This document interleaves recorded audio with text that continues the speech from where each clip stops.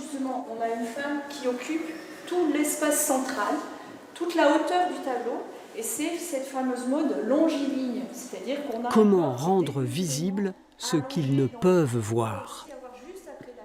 Béatrice les guide. Elle décrit minutieusement chaque détail du tableau. Ce que je vois, c'est surtout ce que les gens ont décrit précédemment, donc c'est ça qui m'aide à voir. Et est-ce que ça fonctionne justement, leur description? Oui, globalement, oui. Oui, moi, je ne suis pas aveugle, je suis malvoyant, donc j'ai déjà des restes visuels qui me permettent de voir, mais sans la description, je ne pourrais pas voir le tableau. Ils ont fait que la silhouette de la femme qui peint.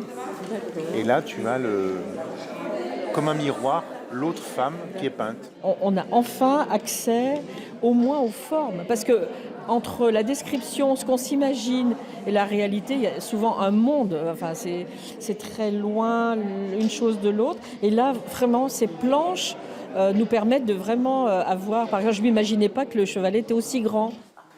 Ces tableaux ont inspiré la dernière création de Jean-Claude Galota. Il tente d'expliquer à ses spectateurs, pas comme les autres, l'histoire d'un homme pris entre deux femmes rivales. Elle tourne, elle se détache, elle se regarde. Est-ce qu'elle se défie? Est-ce qu'elle s'aime?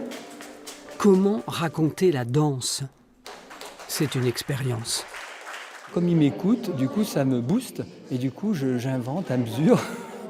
Je danse sur la musique. Très attentif. Ah ouais, du coup c'est impressionnant et je me dis c'est le premier but de l'acteur ou du danseur, c'est d'avoir cette écoute et ça nous fait créer en fait.